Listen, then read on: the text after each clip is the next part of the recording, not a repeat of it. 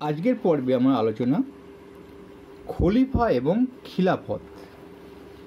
এটা কাদের বলা হয় আমরা একবার শুনলে কিন্তু এটা ভালোভাবে জানতে পারবো, বুঝতে পারবো। আমি তো তোমাদের ছোট ছোট ভিডিও দিই, মেন জায়গাগুলো একটু আলোচনা করে দিই। আজকেও সেই রকম একটা এলাম, খলিফা এবং খিলাফত। খলিফা কি? দেখো, খলিফা কাদের বলা হয়, এটা তো মুসলিম সমাজের মধ্যে পড়ে। দেখো, মুহাম্মদের পর ইসলাম জগতের নেতৃত্ব কে দেবেন? মুহাম্মদ বলতে হযরত মুহাম্মদ। তা হযরত মুহাম্মদের কথা তোমরা আগে পড়েছো, এটা বলছি না। তো ইসলামের তিনিই তো আসল মানুষ ছিলেন। তাই হযরত মুহাম্মদের পর ইসলাম জগতের নেতৃত্ব কে দেবে? নেতৃত্ব তো থাকতেই হয়। বাড়ির যদি গার্জেন না থাকে, 5 ভাই হয়, ঠিক মতো চলবে না। নেতৃত্ব একজন হেড থাকতেই হয়। তো হযরত তো চিরকাল থাকবেন না, সবাই জানে, কোনো মানুষই থাকে না। তো মুহাম্মদের মৃত্যুর পর ইসলাম জগতের নেতৃত্ব কে দেবেন তা নিয়ে কিন্তু তখন মুহাম্মদের 4 সঙ্গীরা একে একে মুসলমানদের নেতা নির্বাচিত হন। আসলে হযরত মুহাম্মদের সঙ্গে কিন্তু প্রধান 4 জন থাকতো। 4 জন সঙ্গী সবসময় ঘোরাফেরা করত, পরামর্শ করত, আলোচনা করত। তাহলে সেই 4 জন সঙ্গীরা একে একে মুসলমানদের নেতা নির্বাচিত। সবাই কিন্তু একসঙ্গে হয়নি। এদের বলা হয় খলিফা।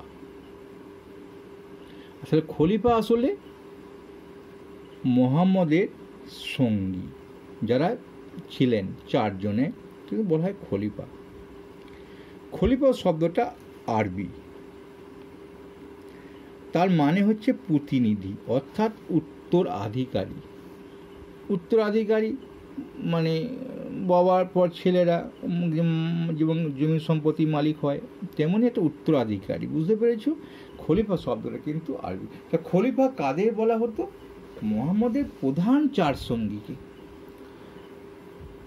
এরাই ইসলাম জগতের নেতৃত্ব দিয়েছিল পরবর্তীকালে, অর্থাৎ মুহাম্মদের মৃত্যুর পর। তা প্রথম খলিফা কে হয়েছিলেন? খুব ইম্পর্টেন্ট প্রশ্ন। প্রথম খলিফা হয়েছিল, ওই যে বলছে একে একে মুসলমানদের নেতা নির্বাচিত হয়েছিল, তা প্রথম হয়েছিল কিন্তু আবু বকর। এই খলিফা যা বলবে ইসলাম জগতে, ইসলাম ধর্মের মানুষদের মানতে হবে।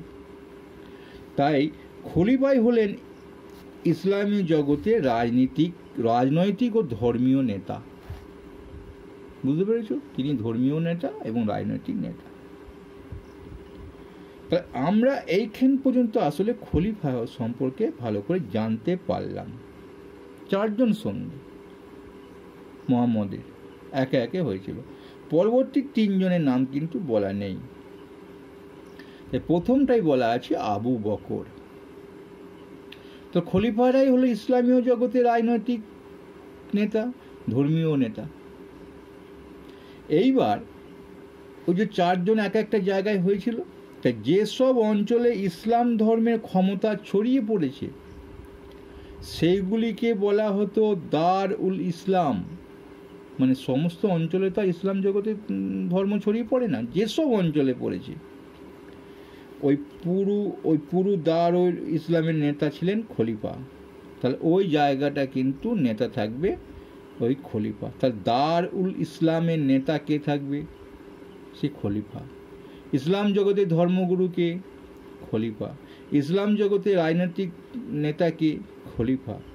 খলিফা আসলে 4 সঙ্গী। কার 4 সঙ্গী? প্রধান 4 সঙ্গী কার? না, হযরত মুহাম্মদের।